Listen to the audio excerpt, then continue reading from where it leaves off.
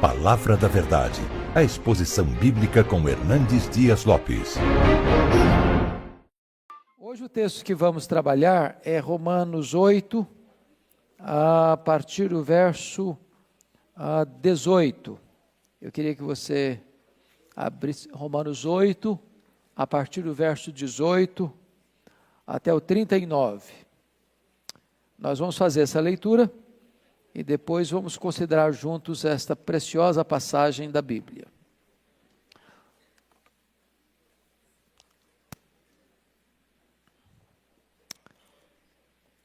Romanos 8, a partir do verso 18.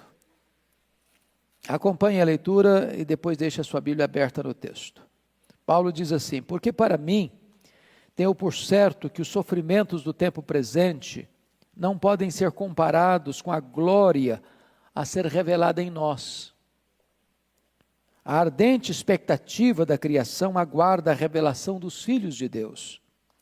Pois a criação está sujeita à vaidade, não voluntariamente, mas por causa daquele que a sujeitou, na esperança de que a própria criação será redimida do cativeiro da corrupção, para a liberdade da glória dos filhos de Deus. Porque sabemos que toda a criação a um só tempo geme e suporta angústias até agora. E não somente ela, mas também nós que temos as primícias do Espírito, igualmente gememos em nosso íntimo, aguardando a adoção de filhos, a redenção do nosso corpo.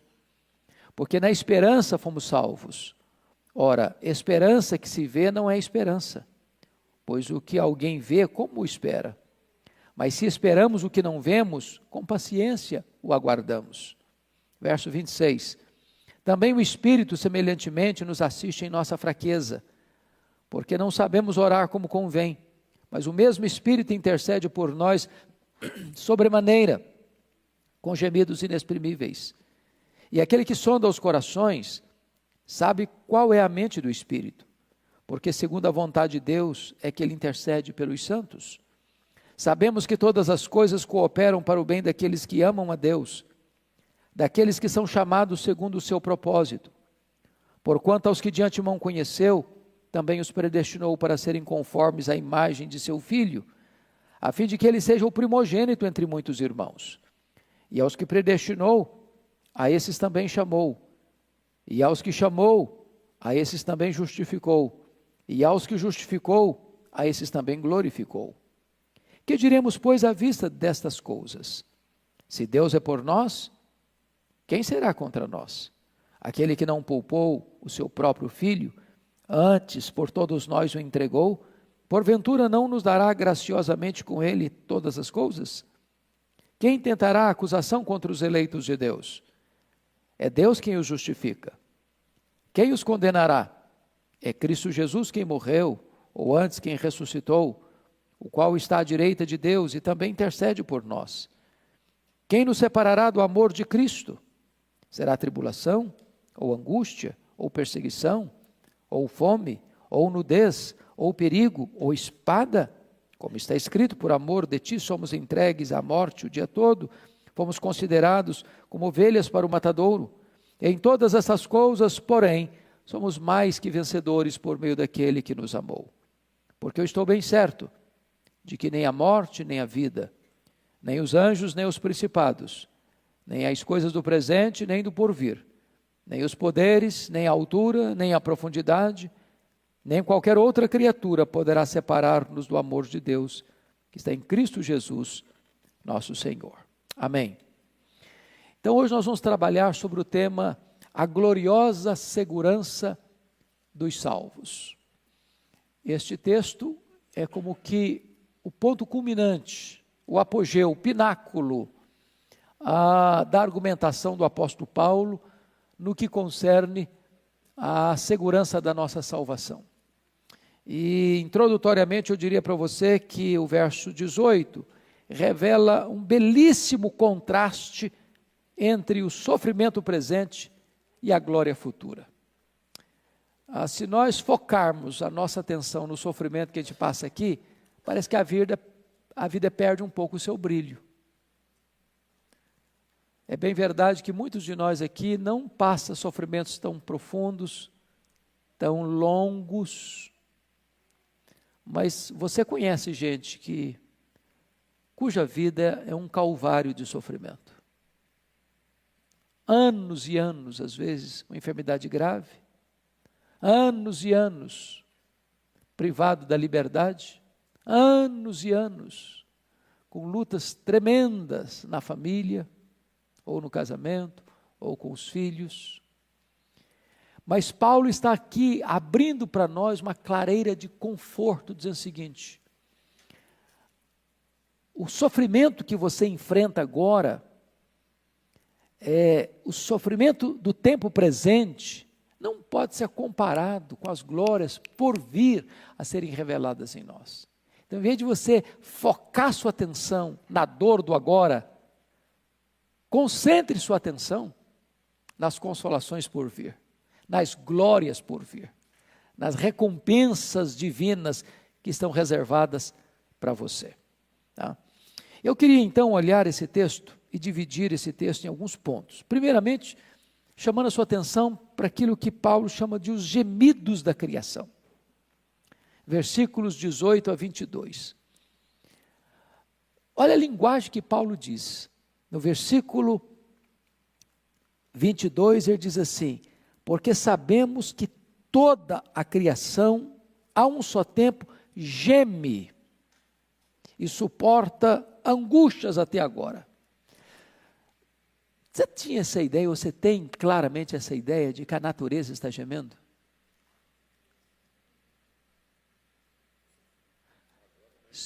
Mais do que nunca, né? Se contorcendo com cólicas intestinais. Há uma dor profunda na natureza. E é muito importante entender que quando os nossos pais caíram no Éden, eles não trouxeram, desculpa da expressão pesada, desgraça apenas para eles. A natureza também foi atingida. A terra que era tão generosa começa a produzir abrolhos, espinhos.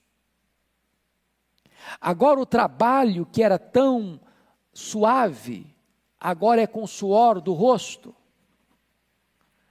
E Paulo vai mostrar para nós alguns pontos. Primeiro, o cativeiro da criação. Versículo 20 diz aí que a criação foi submetida à vaidade.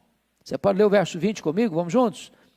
Pois a criação está sujeita à vaidade, não voluntariamente, mas por causa daquele que a sujeitou. Ou seja, a natureza, a criação, ela não tomou a decisão de entrar por esse caminho da vaidade, ela foi sujeita a isso.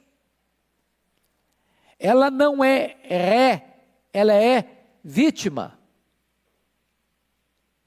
Ela foi colocada nessa situação, ela não se colocou nessa situação. Agora notem, em versículo 21, a criação vive prisioneira no cativeiro da corrupção, na esperança de que a própria criação será redimida do cativeiro da corrupção. Paulo escreveu, obviamente, no primeiro século, e só em 1859 é que Charles Darwin publica A Origem das Espécies, ensinando a chamada teoria da evolução. Mas Paulo está na contramão de Darwin. Ele está dizendo que o mundo não, a natureza, o mundo não está evoluindo, o mundo está o quê? Se corrompendo, se degradando, adoecendo. Ele está dando marcha ré. O mundo está prisioneiro, está num cativeiro de corrupção, de degradação. E se você perceber, no verso 22, ele vai mostrar que a criação geme e suporta angústia até agora. Geme e suporta angústia até agora. No versículo 20, você nota que a sujeição da criação é involuntária. Ela é vítima dessa queda, da corrupção do homem que atinge a natureza. Então, Paulo vai mostrar para nós, nos versos 19 e 21, a expectativa da criação. Olha comigo, por gentileza, o que ele diz no verso 19. A ardente expectativa da criação aguarda a revelação dos filhos de Deus. Pense bem nisso. A natureza está aqui, e a palavra ardente expectativa na língua grega traz a ideia de você estar na ponta dos pés, aguardando ansiosamente a chegada de alguém ou de algo. A natureza, irmãos, que foi sujeita à vaidade, sujeita à corrupção, está gemendo e suportando a angústia até agora, ela será liberta desse cativeiro, dessa prisão, dessa corrupção, dessa vaidade. Quando isso vai acontecer? Quando Jesus voltar. Quando os filhos de Deus, na linguagem aí do verso de número 19, forem revelados. A palavra revelação em Apocalipse, ela vai mostrar o seguinte, que a natureza aguarda a revelação dos filhos de Deus. Quando os filhos de Deus forem glorificados na segunda vinda de Cristo, então a natureza também será redimida desse cativeiro.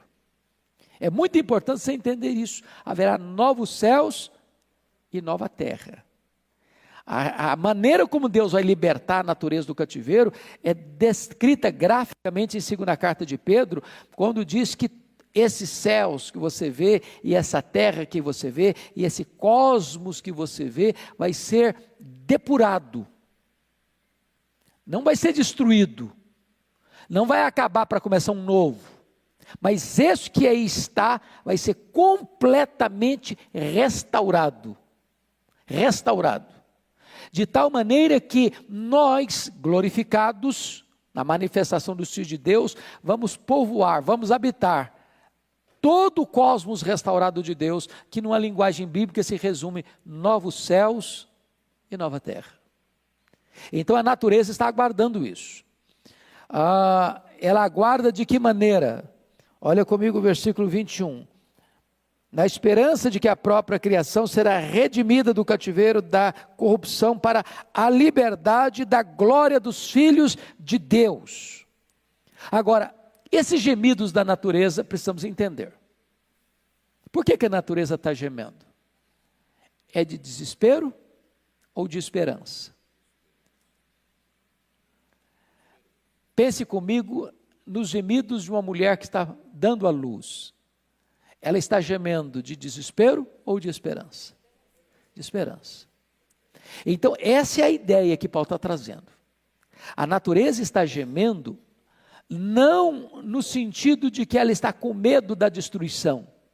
Ela está gemendo na expectativa da redenção, da purificação, da glorificação, de ela ser tirada desse cativeiro e ela ser completamente restaurada, de tal maneira que a natureza, ele está dando personificação à natureza. A natureza está aguardando ansiosamente que Jesus volte, que a igreja seja glorificada, porque no momento que Jesus voltar e a igreja for glorificada, a natureza será redimida desse cativeiro, e então nós teremos novos céus e nova terra.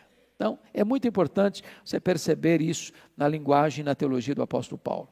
Mas ele faz uma transição agora dos gemidos da natureza para os gemidos da igreja. Olha comigo o versículo 23. Vamos juntos, 23?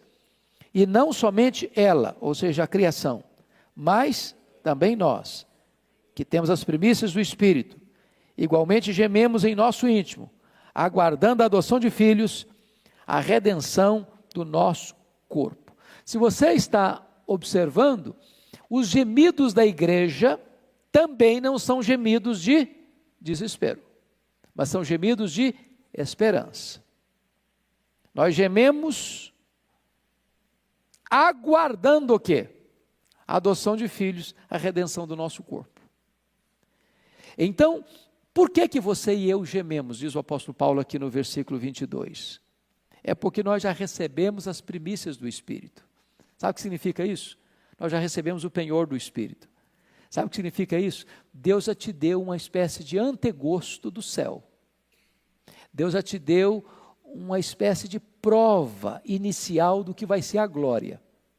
E então, como você já recebeu essas primícias, você já tem uma noção do que vai ser o céu, porque o Espírito Santo habita em você como garantia da sua glorificação.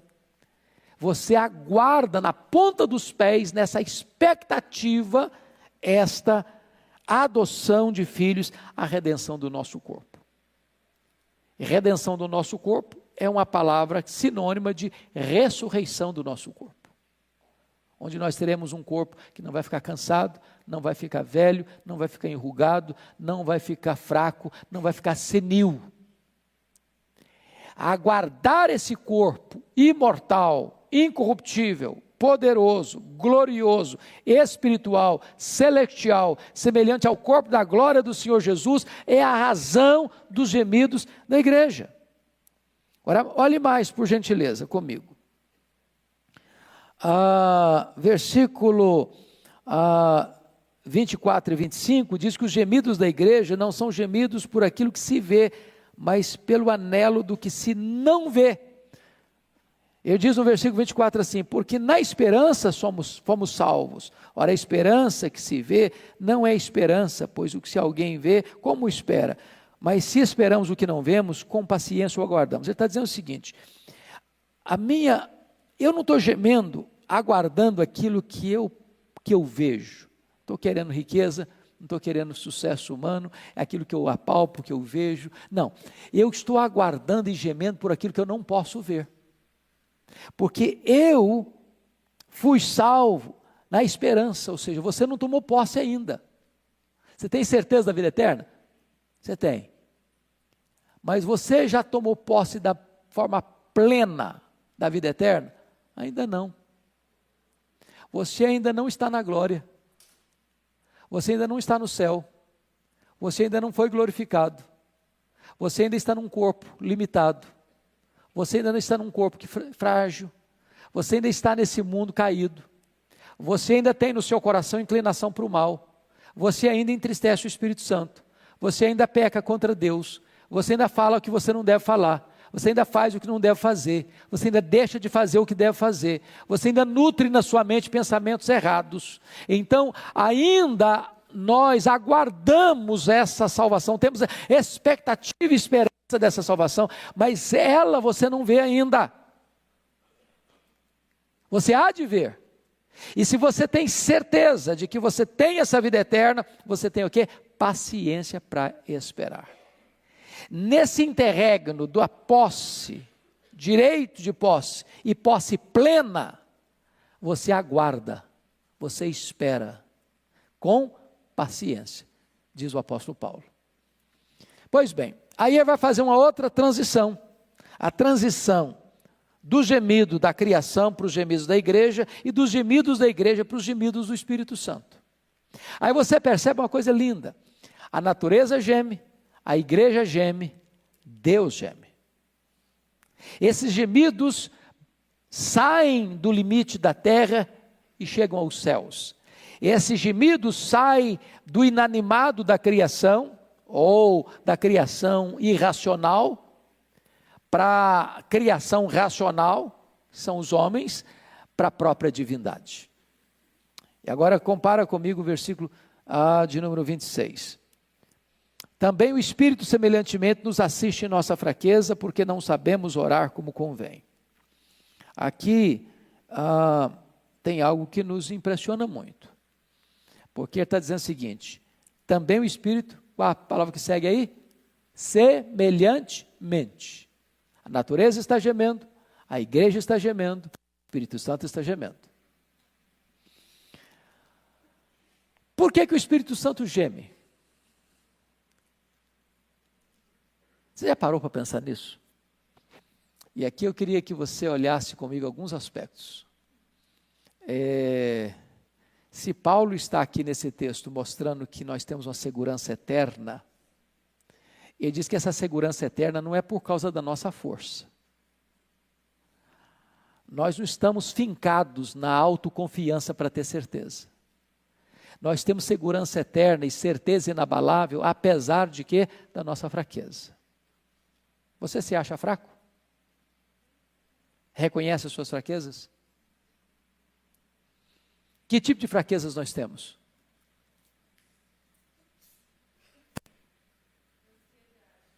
Não? Ansiedade. Medo. Soberba. Soberba é uma fraqueza. Embora quer passar a mensagem ao contrário, mas é uma fraqueza. Vaidade.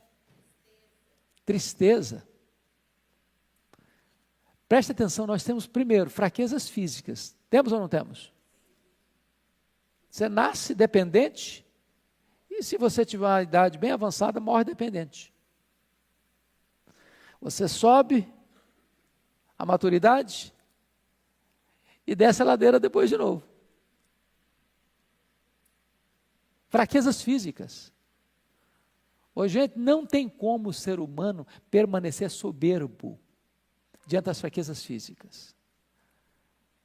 Você pode pegar uma mulher, por exemplo, foi Miss Universo. Quando ela está com 90 anos, a beleza foi embora, não tem jeito. As rugas aparecem. Os olhos ficam embaçados. 90 é pouco, né? Pensar 100. Não vão estar tanto não, né? Então nós temos fraquezas físicas. Tem jeito não. O joelho do camarada não aguenta mais. Eu visitei um irmão essa semana, eu achei muito engraçado, que a casa dele é cheia de escada, ele desce a escada de baixa ré. O meu joelho não aguenta, pastor, tem que descer de fasto. Fraqueza. Fraqueza. Nós temos fraquezas emocionais, temos ou não temos?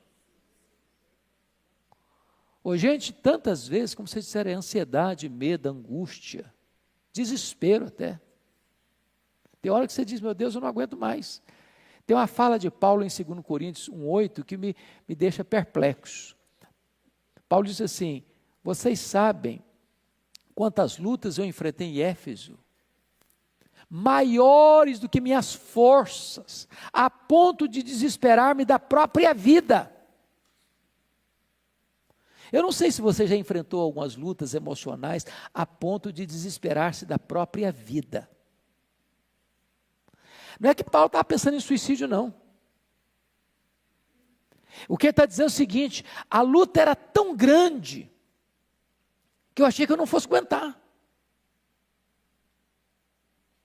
Tem hora que você enfrenta isso. Agora, nós temos fraquezas morais. Não temos? Reconhece que você tem fraqueza moral? Ô, gente, quanto mais perto de Deus você chega, mais consciência você tem de que você é fraco moralmente. Todos nós aqui, eu acho que sem exceção, já prometemos a Deus não cometer mais um deslize, um erro, um pecado.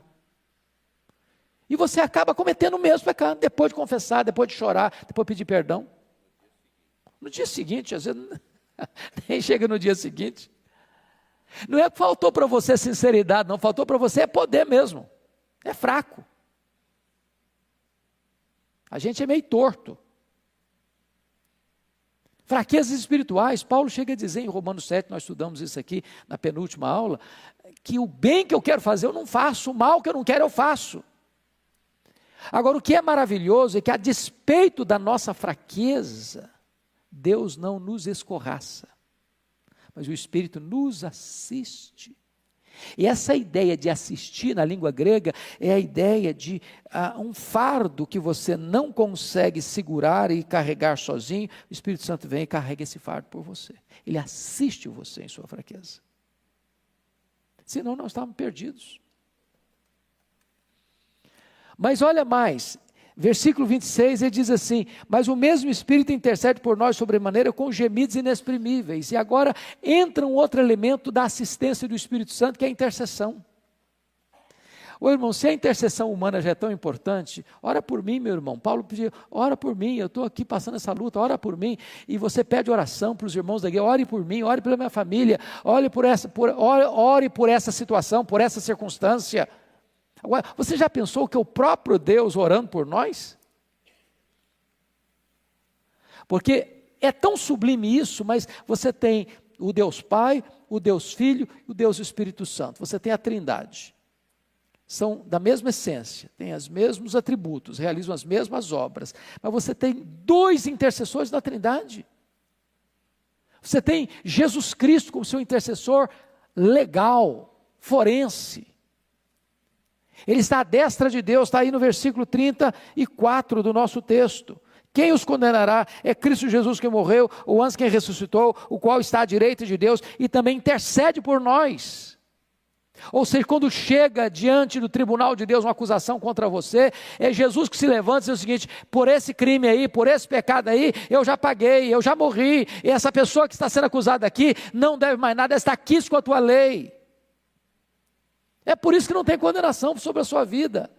Mas agora, Paulo vai dizer que você tem um segundo intercessor na Trindade, que é o intercessor existencial. Se o Filho intercede por você à direita de Deus Pai, o Espírito Santo intercede por você, em você, ao Deus que está sobre você. É a divindade em nós, orando a divindade sobre nós. Você parou para imaginar o que é essa intercessão do Espírito Santo? O texto nos diz que essa intercessão tem 3 características. Primeiro, ela é intensa. Ele intercede por nós de que maneira? Sobremaneira. Isso é uma palavra de ênfase. Segundo, é a intercessão agônica, com gemidos inexprimíveis. Terceiro, é uma intercessão eficaz. O verso 27 diz que é segundo a vontade de Deus é que Ele intercede pelos santos, ou por nós. Agora vamos pensar nisso. Se eu não sei orar como convém, e Paulo diz isso no versículo 26, porque não sabemos orar como convém, o Espírito Santo sabe orar como convém. Se a minha oração às vezes não está alinhada com a vontade de Deus, a intercessão do Espírito Santo está sempre alinhada com a vontade de Deus. Porque se existe uma área, meus irmãos, de fraqueza em nós, vocês apontaram algumas aqui, outra delas é que nós não sabemos orar como convém. E por que nós não sabemos orar como convém? Porque nós nem sabemos o que é melhor para nós. Você já orou por uma causa alguma vez na vida e descobriu mais tarde que aquilo que você pedia, se Deus desse para você, seria um problema na sua vida? Já teve essa experiência? Já? Jesus ensinou a gente assim. Tem hora que você pede para Deus um pão, uma pedra, pensando que está pedindo um pão. Tem hora que você pede para Deus uma cobra, pensando que está pedindo um peixe. Então Deus não dá o que você quer, Deus dá o que você precisa, Deus dá o melhor. É por isso que Jesus ensinou a orar assim: pedi e dar-se-vos-á, buscai e achareis, batei e abrir-se-vos-á, porque todo que pede recebe, todo que busca encontra, todo que bate abrir-se-lhe-á. Ele não diz todo que pede recebe o que pede, ele não ensinou isso, porque eu não sei orar como convém. Se Ele me desse tudo o que eu peço, eu estaria arruinado. Eu sou tão limitado e tão fraco que eu só enxergo um palmo na frente do meu nariz. Eu não enxergo na curva, eu não enxergo no escuro. Eu não enxergo o final da linha. Mas Deus que conhece o fim como conhece o começo, Deus que não precisa uma coisa acontecer para entender a segunda coisa que vai acontecer, Ele sabe todas as coisas do seu eterno agora, Ele me livra daquilo que eu desejo. Ele me liberta daquilo que eu mais quero. Ele diz: meu filho, eu não vou atender você, que você não sabe o que você está pedindo. Mas o Espírito Santo intercede por nós, sempre alinhado com o propósito e com a vontade soberana de Deus. Ele nos assiste em nossa fraqueza. Ele intercede por nós com gemidos inexprimíveis. Mas notem comigo que depois que Paulo mostra a segurança que nós temos na obra do Espírito Santo, nos versos 26 e 27, ele avança para o verso 28, dizendo que nós podemos ter firmeza por causa do perfeito projeto, plano de Deus na nossa vida. Pode ler o 28 comigo? Vamos lá? Sabemos que todas as coisas cooperam para o bem daqueles que amam a Deus, daqueles que são chamados segundo o seu propósito. De todos os tantos versículos da Bíblia, se eu pudesse escolher um só, escolheria esse. Esse texto, para mim, é de uma riqueza incomparável. E eu gosto da maneira como Paulo começa. Sabemos. Ele não diz assim, sentimos. Ele diz, sabemos. E a palavra aqui na língua original é uma palavra oriunda da matemática. É um termo exato. Não tem possibilidade de variação. É isso mesmo. É concreto. É objetivo. É categórico. Sabemos. E sabemos o quê? Que algumas coisas, que as melhores coisas, todas as coisas cooperam para o bem daqueles que amam a Deus. Mas, irmãos, entender isso é muito importante. Porque vejam comigo, por favor. Se eu não entender bem esse versículo, eu posso chegar a conclusões perigosas. Primeiro, Paulo está ensinando que todas as coisas que acontecem com você e comigo são coisas boas. Ele está dizendo isso?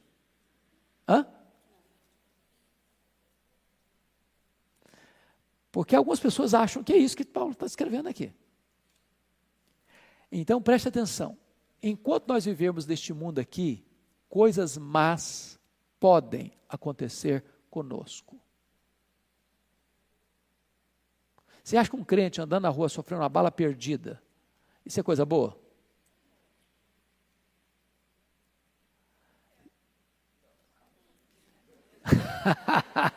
Eu não quero essa coisa boa não, você está querendo? Veja bem, o camarada vai ao médico, ele é um pai de família, uma mãe de família, ou um filho de família, seja o que for, e eu falo, olha, você está com câncer, é um câncer agressivo, e sua estimativa de vida é 1 ano. Isso é uma coisa boa? Não, não é uma coisa boa. Você precisa sustentar a sua família. Você já está para lá dos 40, o mercado já está complicado. E você depende desse salário para sustentar de maneira digna a sua família. Você chega na empresa, vai lá no RH e acerta as contas lá porque você está despedido. Isso é uma coisa boa? Não. Você está andando na rua, passa um assaltante e pega a sua carteira, ou pega um objeto pessoal seu, um relógio, uma joia, e além de pegar o que você tem, lhe dá um tiro. Isso é uma coisa boa? Não. Não. Então preste atenção. Nem tudo que acontece conosco são coisas boas. E Paulo não está dizendo isso. Segunda coisa que é importante. Todas as coisas cooperam para o bem daqueles que amam a Deus. Todas as coisas cooperam. Significa que essas coisas têm independência para agir?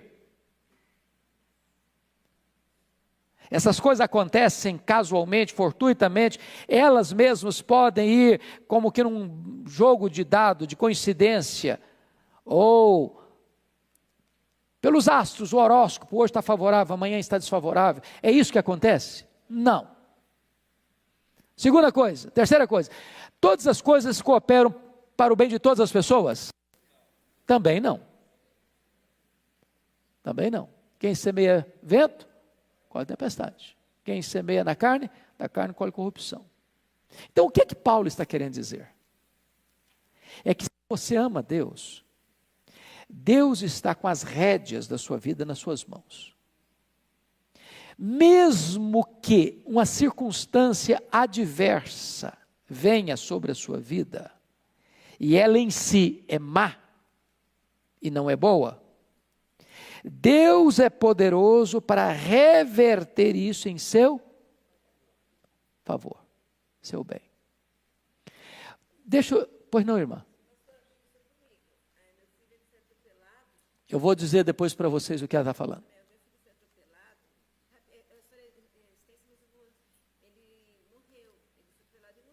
Uhum. O cara fugiu e depois que meu filho morreu, aparentemente parecia coisa ruim. Não foi ruim. Claro que foi. Ela está dizendo que o filho dela foi atropelado e veio a óbito. Foi uma coisa ruim? Óbvio que foi. É óbvio, uma dor indescritível. Um pai e uma mãe enterram um filho. Mas depois desse fato, a vida dela foi transformada, a família dela foi transformada, impactada. Deus reverte uma situação adversa, uma coisa boa para nós. A Mantina Adorno Vassão, que foi pastor da Catedral do Rio muitos anos, escreveu um livreto sobre este texto, e ele disse que um dia um jovem se aproxima dele e diz: pastor, eu queria que o senhor fosse pregar num culto de ações de graças, que eu estou oferecendo a Deus. Eu passei longos anos enfermo, e eu estou curado, e eu queria dar um culto de ações de graça. Eu falei: meu irmão, é mais do que justo que nós agradeçamos a Deus pela sua cura. Eu falei: não, pastor, mas eu não quero agradecer a Deus pela minha cura, eu quero agradecer a Deus pela minha enfermidade. Eu era um jovem rebelde, eu andava longe de Deus, eu era um blasfemo, a minha vida estava completamente torta, e Deus permitiu que eu ficasse doente, para que o meu coração fosse quebrantado, para que eu reconhecesse a minha dependência de Deus, para que eu me voltasse para Deus. Então eu quero dar graças a Deus pela minha enfermidade. Deus é poderoso para reverter. Talvez você possa estar olhando para a sua vida hoje e dizendo o seguinte: pastor, mas se esse negócio é assim, eu acho que na minha vida funciona não, porque está tudo de ponta cabeça. Então a complicação. Se eu contar a minha história para o senhor, até pedra chora. Tem hora, deixa eu dizer uma coisa importante aqui para vocês, tem hora que você não vai entender o que Deus está fazendo na sua vida. E Deus nem prometeu que você vai entender também. Deus nem sempre promete explicação, o que Deus promete é restauração. Pense comigo na história do Jó. Todos nós sabemos quais foram os golpes que Jó sofreu. Na vida financeira, na saúde, enterrando os filhos. A mulher o deixa na hora que ele mais precisava dela. Os amigos acusam. Quando ele está nesse torvelinho da dor, o que ele fez é o que todos nós faríamos: perguntar para Deus por quê. Quantas vezes ele perguntou isso para Deus? 16 vezes. O que ele fez é o que você e eu faríamos: ele queixou-se 34 vezes contra Deus. Leia os salmos são muito mais de lamento do que de louvor. Tem mais salmos de lamento do que de louvor.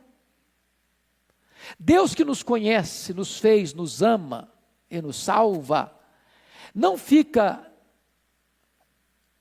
irritado com você quando você diz: Deus, está doendo. Deus, por quê? Mas sabe qual foi a resposta de Deus para Jó diante de 16 perguntas e de 34 queixas? Silêncio. Não explicou nada. Falou nada. Não deu nenhuma explicação, nenhuma luz no fim do túnel, nada, nada, silêncio total. Porém, Jó começa a discernir algo, quando ele diz o seguinte: mais uma coisa eu sei, mais uma coisa eu sei, está no fundo do poço, mas uma coisa eu sei, é que o meu Redentor vive. E por fim eu me levantarei, e revestido esse meu corpo, eu verei o meu Redentor. O sofrimento do tempo presente não é para comparar com as glórias por vir a serem reveladas em nós. E dizer: se Deus existe, e Ele é bom, e Ele é soberano, e Ele vai me levar para a glória, a despeito do drama que eu estou vivendo hoje, porque Ele inspira canções de louvor nas noites escuras. Quando Deus se revelou a ele, Deus não explicou nada. Você já percebeu isso? Leia Jó 42, e Deus não deu nenhuma explicação para ele. Deus foi se revelando para ele. E quando Deus se revela para ele, ele descobre algumas coisas. Agora eu sei que tudo pode, nenhum dos teus planos pode ser frustrado. Eu te conheci só de ouvir, mas agora os meus olhos te veem, por isso eu me abomino no pó e na cinza. E diz a Bíblia que quando Jó começa a interceder pelos seus amigos, Deus restaurou a sorte de Jó. Restaurou de que maneira? As 5 áreas Deus restaurou: financeira, a saúde, o casamento, os amigos, e Deus lhe deu mais 10 filhos. Uma das coisas mais lindas que eu pude entender na Escritura, e que às vezes faz parte do nosso vocabulário humano, e é muito comum se escutar isso num funeral: perdemos a pessoa. Perdi meu pai, perdi minha mãe, perdi meu filho, perdi meu irmão. Essa não é uma linguagem bem apropriada que deveríamos usar. Como aquele pai que acabara de enterrar o filho, voltando do cemitério, um amigo o aborda e disse: meus pêsames, meus sentimentos, eu soube que o senhor perdeu seu filho. E o pai disse: não, eu não perdi meu filho. Você perde alguém quando você não sabe onde ele está e com quem ele está. Eu sei onde está meu filho, com quem está meu filho. Eu não perdi meu filho. Quando a Bíblia diz que Deus restaurou a sorte de Jó, Ele deu em dobro, até nos filhos, Deus deu em dobro. Porque agora tinha 10 filhos no céu e 10 filhos na terra. Então, tem hora que Deus não explica o que Ele está fazendo. Você não pode entender tudo que Deus está fazendo, mas você pode entender Deus. Ele é seu Pai, Ele é soberano, Ele é bom, Ele está trabalhando por você e não contra você. Uma boa maneira de explicar isso é a experiência que aconteceu com Albert Einstein, quando ele veio à América, depois do seu sucesso com a teoria da relatividade. Alguém chega e pergunta para sua esposa, uma repórter, logo que ele desembarcou, perguntou para ela assim, que o acompanhava: a senhora compreende a complexa teoria da relatividade pela qual o seu marido é tão famoso no mundo? Ela respondeu: não, eu não compreendo a complexa teoria da relatividade pela qual meu marido é tão famoso no mundo, mas eu compreendo o meu marido. Eu compreendo o meu marido. Às vezes, irmãos, nós olhamos para a vida pelo avesso. Pelo avesso. Pelo avesso que eu estou dizendo, é só olhando o sofrimento do tempo presente, sem equilibrar isso no prato da balança com a glória por vir. Um pastor foi visitar uma jovem que tinha sepultado a sua mãe, e a moça estava muito amargurada com Deus. Nas palavras de Philip Yancey, decepcionada com Deus. Aí o pastor está visitando a moça, ela desfilando a sua mágoa, a sua revolta, a sua tristeza com Deus, etc, etc, etc, etc, e fazendo um bordado à mão, conversando com o pastor e fazendo um bordado. Já aconteceu isso com você? Você faz uma visita para alguém, a pessoa está fazendo alguma coisa, ela continua fazendo, e você está conversando, ela está continuando o seu trabalho? Pois é, desse jeito. E lá pelas tantas, depois de tanta mágoa que ela pôs para fora, o pastor pegou assim o bordado da mão dela, virou o bordado pelo avesso e disse: eu não entendo uma coisa, você é uma moça tão inteligente, você é uma moça tão prendada, faz um negócio tão feio desse aqui. Aí ela ficou chocada, disse: mas também o senhor está olhando o negócio pelo lado avesso, como é que o senhor vai ver beleza? Aí o pastor disse: filha, você está muito magoada porque você está olhando a vida pelo lado avesso. Olhe pelo lado direito. Todas as coisas cooperam para o bem daqueles que amam a Deus. Olhe na perspectiva de Deus. Mas talvez a pergunta mais complexa desse versículo é esta: que bem é esse? Todas as coisas cooperam para o bem daqueles que amam a Deus. A pergunta é: que bem é esse? Eu quero ouvir vocês, que bem é esse? A esperança da salvação, que mais? Que bem é esse? A correção, às vezes. Saber que ele está no controle. Que bem é esse? Podem falar. Conhecimento. Que bem é esse? A paz. Que bem é esse? A segurança que temos nele. Todas as respostas que deram estão certas, mas não é o ponto central ainda. A resposta do texto está no verso 29.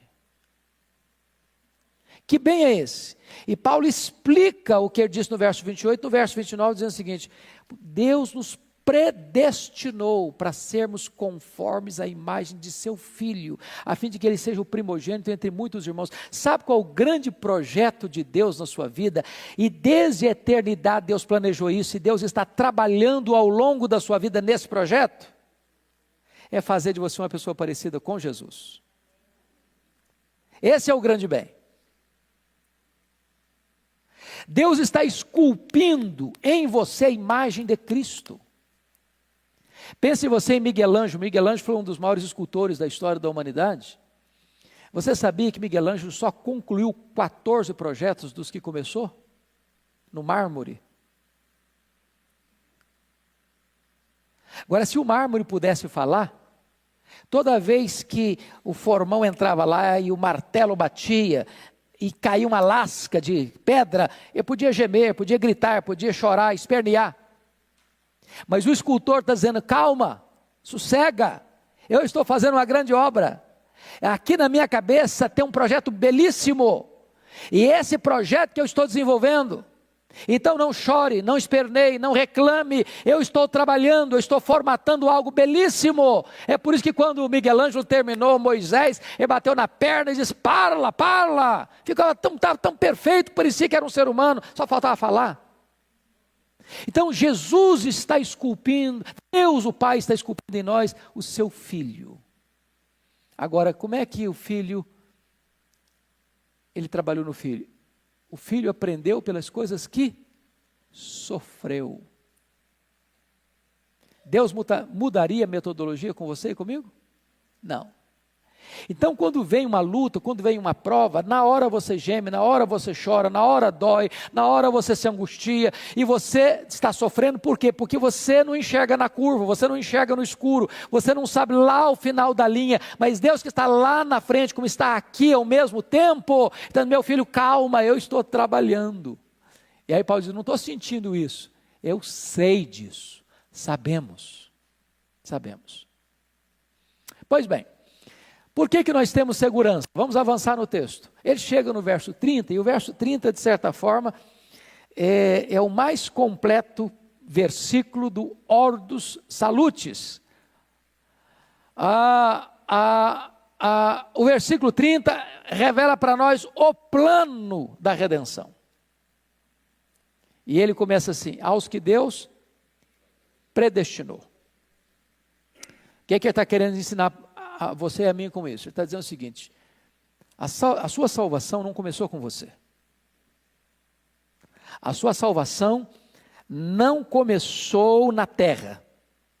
A sua salvação não começou no tempo. A sua salvação foi planejada por Deus, determinada por Deus, antes que houvesse mundo, antes que você nascesse.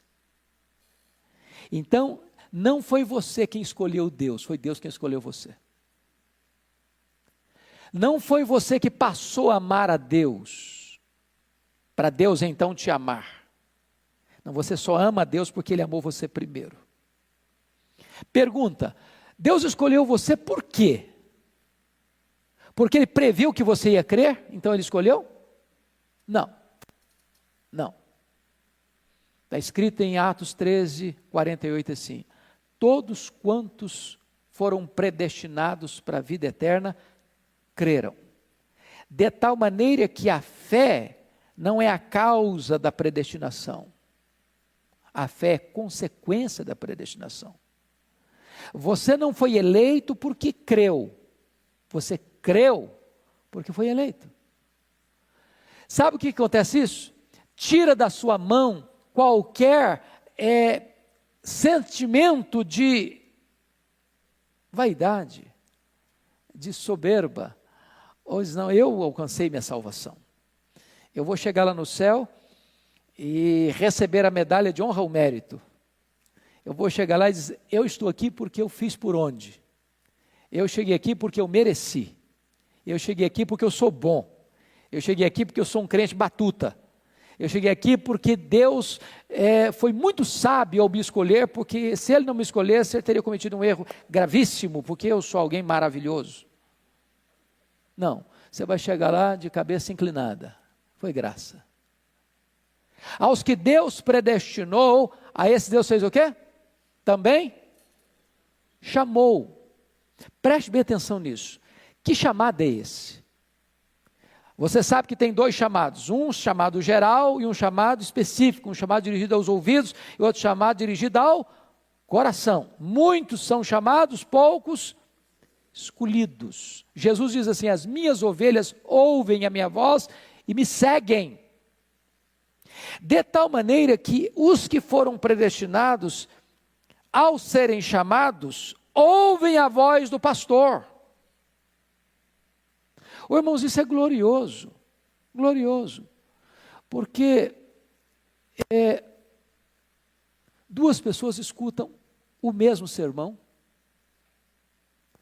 um se quebranta, o outro endurece. O mesmo sermão, o mesmo pregador, no mesmo lugar, no mesmo dia, sob as mesmas circunstâncias. O mesmo sol que endurece o barro, amolece a cera. Então, o que significa esse chamado? Quando você escuta a voz do Evangelho, o Espírito Santo vem, tira o tampão do ouvido, tira a venda dos olhos, vai lá no seu coração de pedra, tira-o, bota um coração de carne, muda as disposições íntimas do seu coração, e você passa por uma experiência que a Bíblia chama de regeneração. Regeneração você não tem nem consciência. Sabia disso? Por exemplo, que consciência você teve no dia que você foi concebido no ventre da sua mãe? Você lembra? Você ajudou um pouco? Colaborou lá para a coisa acontecer? Ativo ou passivo você estava nessa hora? Completamente passivo. Nem consciência você tinha, mas você foi gerado. Assim é também espiritualmente. Houve um momento em que o Espírito Santo entrou lá dentro de você e mudou as suas disposições íntimas, até porque você estava morto. Um morto não sente, um morto não fala, um morto não reage, um morto recebe vida. Agora, essa conversão, e aí já é externo, a conversão é externa, ela tem dois elementos, arrependimento e fé. Aí você é consciente do que aconteceu. Aí eu me arrependo dos meus pecados. Aí eu creio no Senhor Jesus. E então você foi chamado. E chamado o quê? Eficazmente. E aos que foram chamados, o que prossegue o texto? Eles foram também o quê? Justificados. Essa é a obra gloriosa, porque justificado é algo que acontece fora de você, no tribunal de Deus. Não tem graus. Preste bem atenção nisso. Justificação é um ato. Só acontece uma única vez. Não se repete mais. Não acontece mais na vida de um que na vida do outro. O crente mais fraco e o crente mais piedoso do mundo está justificado, ou estão justificados na mesma medida. É um ato legal. Como assim legal? Deus está dizendo o seguinte: você é pecador, eu sou pecador. Ao chegar no tribunal de Deus, eu não posso passar pelo filtro da justiça divina, pelas minhas palavras, pelas minhas obras, pelas minhas omissões, pelos meus sentimentos. Então, no tribunal de Deus, para ser julgado, estou frito. Porque qual o padrão para passar no crivo? Perfeição. Eu não sou perfeito. Se você guardar toda a lei e tropeçar num único ponto, você é culpado da lei inteira. Então quem passa nesse tribunal de Deus pelas obras? Ninguém. Ninguém. Ninguém. Então como é que se salva? Se ninguém passa pelos méritos, se ninguém passa pelas obras, se ninguém passa pela religião, se ninguém passa por aquilo que é, por aquilo que faz, como é que faz então para ser salvo? Aí a Bíblia diz que Deus mandou Jesus como seu representante, como seu fiador, como seu substituto, e ele assumiu o seu lugar, levou sobre o seu corpo os seus pecados, e ele pagou a sua dívida, e ele morreu pelos seus pecados, segundo as Escrituras. No momento em que ele morreu no seu lugar, pagando a sua dívida por você, então Deus está dizendo o seguinte: agora a dívida está quitada, agora a justiça foi satisfeita, agora por causa da justiça do meu filho, colocado na sua conta, eu declaro que você não tem mais culpa. Isso é justificação. Agora, vamos entender isso, irmãos, porque justificação é uma coisa que não, a linguagem humana é diferente. A justiça humana é diferente. Eu pergunto a vocês, a quem a justiça humana justifica? Ao justo ou ao injusto? Hã? A quem a justiça humana justifica? Ao justo. Ao justo. Agora, eu pergunto a você, é justo o justo justificar o injusto? Hã? Não é justo. Mas Deus é justo e o justificador do que crê. Como é que Deus pode continuar sendo justo quando Ele justifica o injusto? É que na verdade, eu sou injusto, mas o justo morreu por mim. Então, quando o justo morreu por mim, a justiça do justo atribuída a mim, que sou injusto, me leva a ser justificado diante do tribunal justo de Deus. Isso é justificação. Agora, preste atenção nisso. Justificação é um ato que não pode ser desfeito. Pense comigo hoje quando um criminoso vai para um julgamento na primeira instância. Aí o que acontece? Vamos imaginar que ele foi inocentado na primeira instância. Aí a pessoa que está com a demanda judicial lá, acha que a justiça, que a decisão não foi legal, não foi boa, não foi justa, apela para uma segunda instância. E aí imagine que ele ganhou na segunda instância, não, mas apela para a terceira instância. Aí na terceira instância ou na quarta instância, não, realmente o processo estava errado e a pessoa é condenada. No caso do crente não tem chance, sabe por quê? Porque o tribunal que declarou você justo é o Supremo Tribunal Federal do céu. É o Supremo Pretório Divino. Não tem mais apelação. Não tem mais instância superior a quem recorrer. É por isso que Paulo pergunta no verso 33 assim: quem tentará acusação contra os eleitos de Deus? O que está escrito? É Deus quem os justifica. E aí é da base legal no verso 34. Quem os condenará? Aí é da base legal por que não tem chance de você ser condenado. Foi Cristo quem morreu. Ou antes quem ressuscitou, o qual está à destra de Deus e também intercede por nós. Sabe o que ele está dizendo? Deus é justo para não punir o mesmo crime duas vezes. Se Ele puniu no seu Filho, não vai punir em nós.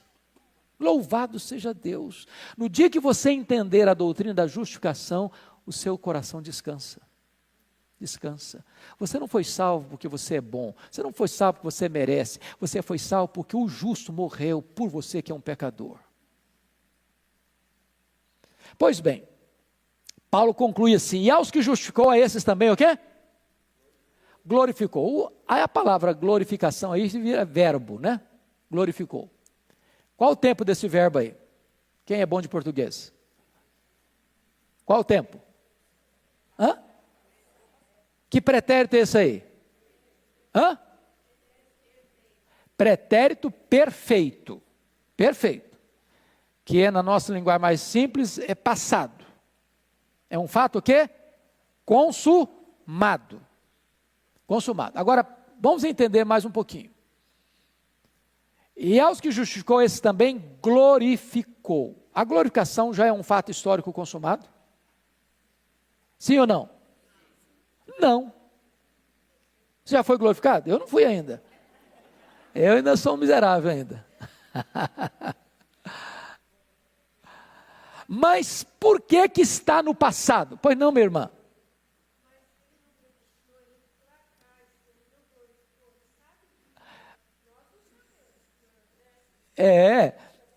Exato. Esse é o ponto. Na mente de Deus, nos decretos de Deus, você já está glorificada. E embora historicamente isso não aconteceu. O que o texto está querendo mostrar para nós é o seguinte: decreto de Deus e realidade é a mesma coisa. Quando Deus determina, Deus não faz rascunho nos seus planos. Deus não precisa de upgrade nos seus planos. Deus não precisa de atualização nos seus planos. O que ele está dizendo é o seguinte: na minha mente, nos meus decretos, aqui em cima está tudo resolvido. No meu tribunal está tudo resolvido. Então você que foi predestinado, você que foi chamado, você que foi justificado, já está no céu, embora historicamente você ainda está a caminho. Isso só vai acontecer historicamente quando Jesus voltar. Quando Jesus voltar, os mortos ressuscitarão, com um corpo incorruptível, imortal, poderoso, glorioso, espiritual, celestial, e os que estiverem vivos serão transformados e arrebatados para estar com Jesus nos ares. Isso só vai acontecer lá na frente, historicamente falando. Mas, como Deus vê tudo no seu eterno agora, já está glorificado. Em outras palavras, não existe essa ideia de perder salvação. Estou salvo de manhã, estou perdido à noite. Sou filho de Deus de manhã, sou filho do diabo à noite. Estou indo para o céu de manhã, estou indo para o inferno à noite. Não há essa chance de se perder salvação. Agora, deixa eu só dar uma palhinha aqui para ninguém também pegar com conclusão errada. Ah, é assim, é? Então eu vou viver, vou ficar na sombra e água fresca, então deixa eu fazer o que eu quiser fazer, porque o troço está seguro mesmo. Aí está beleza demais para mim. Ué, que negócio é esse? É moleza. Para um pouquinho. A pessoa que usar esse argumento para viver no pecado, ele só está dando uma demonstração. Ele nunca nasceu de novo. Ele nunca foi salvo. E não tem nada mais perigoso para um crente do que a falsa segurança da salvação. Alguém que se julga salvo, se acha salvo, e até no dia do juízo ainda vai dizer: Senhor, Senhor, porventura nós não profetizamos, não fizemos milagres, não expulsamos demônios, e ele vai dizer: apartai-vos de mim, vós que praticais a iniquidade, nunca vos conheci. Então presta atenção nisso. Se uma pessoa é salva, ela não ama o pecado. O pecado é um acidente da vida dela. Quando ela comete um pecado, e comete, ela fica triste. Mas se alguém tem prazer no pecado, se alguém tem prazer naquilo que entristece o coração de Deus, isso se chama prática de pecado. Aquele que pratica o pecado é escravo do pecado. Aquele que pratica o pecado nunca viu a Deus. Está claro isso, irmãos? Claro? Pois bem, nós ainda temos ainda mais 5 minutos. A partir daqui, Paulo vai fazer 5 perguntas retóricas para mostrar para nós a nossa segurança de salvação. Primeira pergunta retórica, verso 31. Se Deus é por nós, quem será contra nós? Sabe o que ele está dizendo? Deus é por você, Deus está do seu lado. Se Deus está do seu lado, não tem derrota na sua vida. Segunda pergunta, versículo 32, aquele que não poupou seu próprio filho, antes por todos nós o entregou, porventura não nos dará graciosamente com ele todas as coisas? Pense nisso, no maior e no menor, no mais importante e no menos importante. Se Deus já nos deu o mais importante, o melhor, o seu próprio filho, você acha que sonegaria você agora as outras coisas? Ele faria o maior e deixaria de fazer o menor? É um argumento lógico. Paulo é irresistivelmente eloquente na sua lógica. Impossível. Porque ele já nos deu prova de que ele deu o máximo, ele deu a si mesmo, ele deu o seu filho. Terceira pergunta, versículo 33. Quem tentará acusação contra os eleitos de Deus? A Bíblia diz que o diabo é o nosso acusador. E tem outras pessoas que parece que também imitam o papel do diabo e acusam. É por isso que a palavra lá em Timóteo, quando fala de acusadores, a palavra lá é diabolos. Dá uma olhadinha, por favor. 1 Tessalonicenses, 1 Timóteo capítulo 3,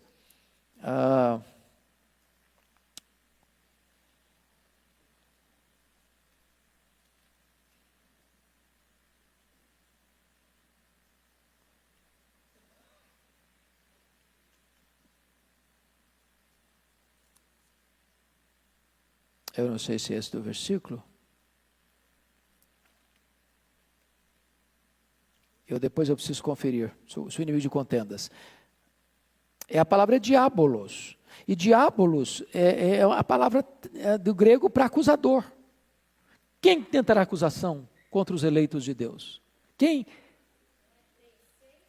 3,6? Cadê? Cadê? O que está escrito? Não, não é não. É a palavra acusador, esse é o seu termo no grego lá. Daqui a pouco eu ver se eu recordo o versículo. O ponto básico que eu quero destacar aqui para vocês é o seguinte. A terceira pergunta. Quem os condenará? Não, a pergunta. Quem tentará acusação contra os eleitos de Deus? Versículo 33. É Deus que os justifica. Em outras palavras, pense comigo no tribunal. E está falando de tribunal mesmo. Condenação, absolvição, justificação, são linguagens de tribunal. Deus é o Supremo. E Ele está dizendo o seguinte, você está justificado. Se Ele está dito, está justificado, a justificação precisa ter uma base legal. Não é apenas uma declaração. Quando um juiz diz, você está justificado, preste bem atenção nisso, irmãos. Tem que ter uma base legal. Por exemplo, vamos pegar aqui uma linguagem bem de hoje. Há uma decisão que o Temer tomou, que o Supremo Tribunal referendou, que está trazendo confusão aí no Brasil. Indulto. O que é indulto? Perdão.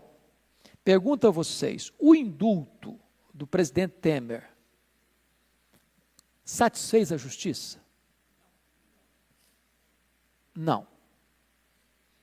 Quando Deus diz assim, você está perdoado, tem o mesmo teor do indulto do presidente, seja o Temer, seja qualquer presidente no outro país do mundo. Não. Quando Deus diz você está perdoado, é diferente do indulto de um presidente. Diferente por quê? Porque quando Deus diz você está perdoado, Deus não está passando por cima do seu pecado. Deus não está fazendo vistas grossas ao seu pecado. O seu pecado foi punido. O seu pecado foi julgado. A justiça foi feita. Um outro alguém, seu substituto, pagou por você. Sofreu a sentença da lei por você. Satisfez as demandas da lei por você, atendeu as demandas da justiça por você. Então, quando ele está perdoado, significa o seguinte, que a justiça foi cumprida. Isso é maravilhoso, irmãos, isso é maravilhoso. Deus não faz vistas grossas ao pecado, a alma que pecar, essa morrerá. Então você está perdoado porque um outro alguém morreu por você. Agora você pergunta o seguinte, bom, eu sou crente, ok, sou crente, eu peco, e agora, o que eu faço? Qual a diferença do outrora antes de crer em Jesus eu pecava e agora eu sou crente e peco? É que lá você era réu, aqui você é filho. Aqui quando você peca, você precisa fazer uma coisa. 1 de João 1,9, o que está escrito? Se confessarmos os nossos pecados, Ele é fiel e justo para nos perdoar os pecados e nos purificar de toda injustiça. O que é a palavra confessar? Na língua grega é homologel, de onde vem a palavra homologar. Deus, eu concordo que eu pequei. E quando você chega e diz, Pai, eu concordo que eu pequei, o Pai diz, então eu olho para a cruz. E ao olhar para a cruz, esse pecado já foi levado na cruz. Por causa do sacrifício do meu filho, eu perdoo você. A justiça foi aplicada lá. Eu não vou aplicar em você, eu perdoo você. Paulo conclui a última pergunta, dizendo o seguinte, quem nos separará do amor de Cristo? Será tribulação? Angústia? Perseguição? Nudez? Perigo? Espada? Ou seja, serão os problemas da vida que vão afastar você de Deus? Eu fiquei doente, então agora eu não quero saber de Deus mais não. Eu perdi o emprego, também eu não quero saber de Deus mais não. Eu fui injustiçado num tribunal, que também não quer saber de Deus mais não. O que ele está dizendo é o seguinte, não tem circunstância nenhuma da vida que possa afastar você do amor de Deus.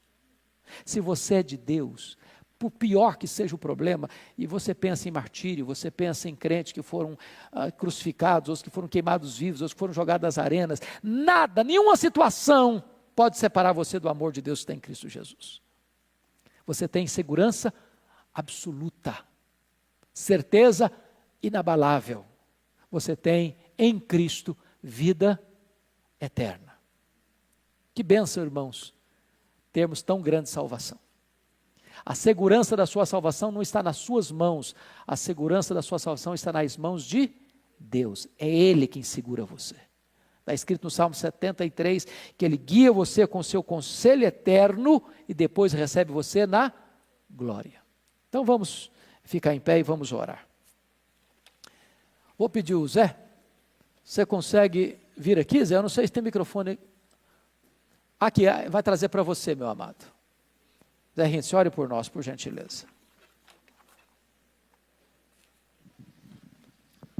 Santo e eterno Deus, Pai amado, Deus da graça e da misericórdia, nós te agradecemos, porque o Senhor nos trouxe aqui essa manhã.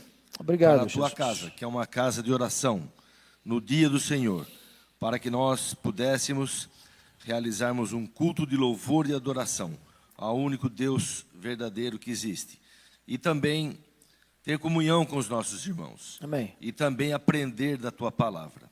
E agora nós te agradecemos mais uma vez por essa salvação. Te agradecemos pelo teu Filho Jesus, que veio a esse mundo. E aí pagou todos os nossos pecados, derramando o seu precioso sangue. Amém. E nós te agradecemos e te pedimos que o Espírito Santo que habita em nós nos ajude para que possamos reconhecer os nossos pecados e para que possamos também nos entristecermos cada vez que nós pecarmos, porque nós somos salvos, nós somos justificados e nós temos a certeza absoluta que por causa do sacrifício de Jesus, somente por causa disso é que nós teremos a salvação. Nós estamos aqui nessa vida como passageiros e iremos para Jerusalém celestial, viver a vida eterna com o Senhor, com Jesus e com todos os santos. Amém. Fica conosco, nos dê um bom dia na tua presença, nos abençoa, também fica com o reverendo Hernandes, Amém. com o reverendo Arival, no segundo culto que nós teremos agora. Em nome de Jesus que nós oramos e agradecemos. Amém. Amém. Palavra da Verdade, a exposição bíblica com Hernandes Dias Lopes.